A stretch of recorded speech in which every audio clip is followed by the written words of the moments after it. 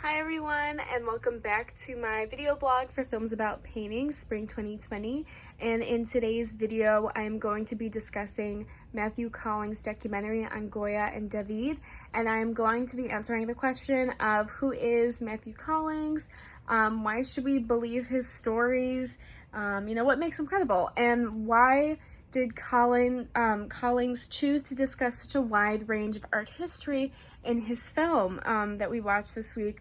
What was the purpose of that? Why did he do that? And what point was he trying to get across?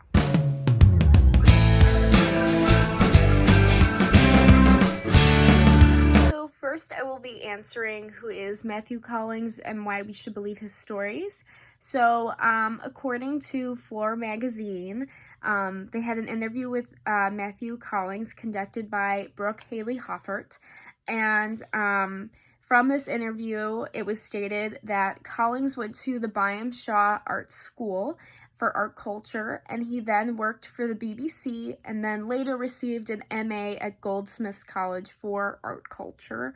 I'm assuming from this wording it means art history.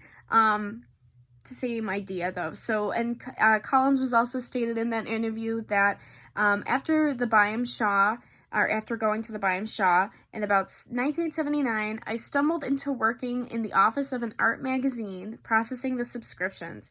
But there, he eventually left, and the BBC asked him to come and work for them. And obviously, this was a big moment in launching his career.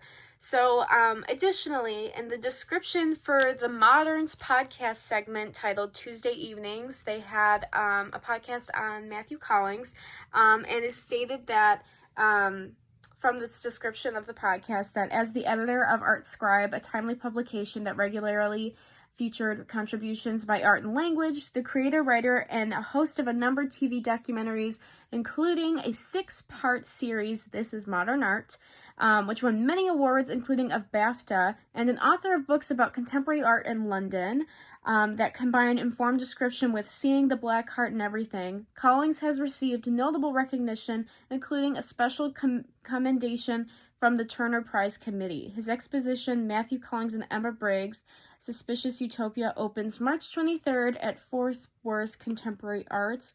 Now, this specific podcast actually does not give a date of when it was released, but either way, I would say that Matthew Collings is a credible source, and we could definitely believe his stories based on his background in art. The fact that he went to college, he worked with the BBC, and as it is listed, he has a whole resume of different things he's done with art, and he's received awards for the work he's done.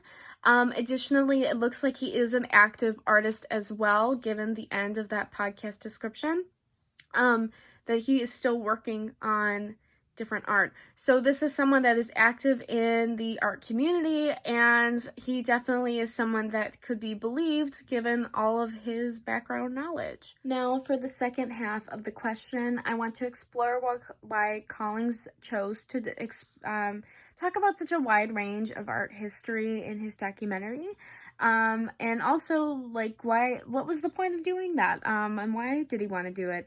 But ultimately, I believe the main point he was trying to make is how new art can be influenced and inspired by art that was created before it, even sometimes hundreds of years before it. And that is something really powerful, the way that we are impacted by the world around us. And in the documentary, Collings states that art does what the history books can't do. It shows us what civilizations of the past yearn for, what we could be if we were better than ourselves. And I found that quote to be very impactful because art gives us a visual of what was going on and of what people wanted to be better. I mean, when we have a paintbrush or a pencil or whatever in our hand, we can always make what is happening right now look better, or we can make it look worse than it is. And I think that's something really powerful, is that with art, you have a control over what you want to be shown rather than what is actually there. And it also shows what people found the most important and what people chose to paint over other things. So something I felt that was really important to Collings' overall message and why he chose to explore such a wide range of art history was when in the documentary he discussed how in the medieval times, the classical era was so, buried away, but then all of a sudden we hit the Renaissance period. It's the 15th century, and all these statues that existed prior are being dug up, and people are inspired. And as Collings states, they're not seen as demons anymore. It's a rebirth, and people have a reaction to that. And the reaction was so extreme that even Raphael chose to paint the School of Athens, in the Pope's library in 1512.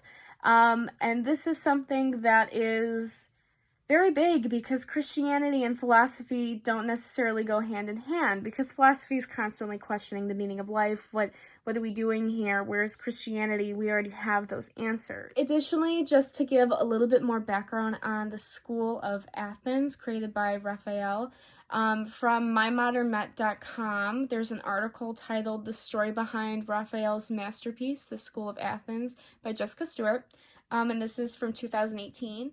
And she says that Raphael's fresco, The School of Athens, has come to symbolize the marriage of art, philosophy, and science that was a hallmark of the Italian Renaissance. Painted between 1509 and 1511, it is located in the first of the four rooms designed by Raphael, the Stanza della Segnatura. I don't know if I'm saying that one right. But this painting symbolizes more than just, the Greeks and the Christians together. No, it is the fact that this is coexisting. And I like that Stewart mentioned science as well, because this is the age of the Enlightenment too. And this is when people are around more, less people are dying, people are healthier, people are finding new ways to enjoy themselves because they don't have to worry about being sick anymore. And this is a time where people are starting to become a little bit more aware of themselves and who they are as people. And that is due in part to this Greek philosophy being put in addition to Christianity. As Collings describes when discussing what Raphael chose to paint in the Papal Palace in the Pope's library, Collings states that these formerly clashing civilizations, the ancient Greeks and Christianity, they now were able to coexist, and the Pope could see the Greeks on one side of this room, but then he could also see Christianity on the other side. So this showed how the Catholic Church was blind faith, as Collings states, and also how the School of Athens was the Greek philosophers full of reason. And this is something that these two different ideals could exist together in painting by the same person, clearly influenced by what he saw that was being dug up during this period of time.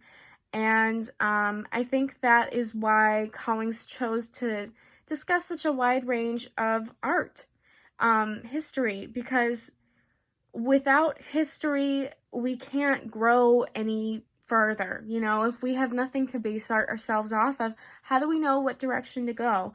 And I think that is really a really strong point that Collings is making, because the reason why we learn art history is so we can be inspired and take that to another level. We don't have to necessarily repeat everything that we see, but how does it impact us? What impression does it leave on us? Does it make us want to create? Does it make us want to create something else? And I thought that was pretty cool.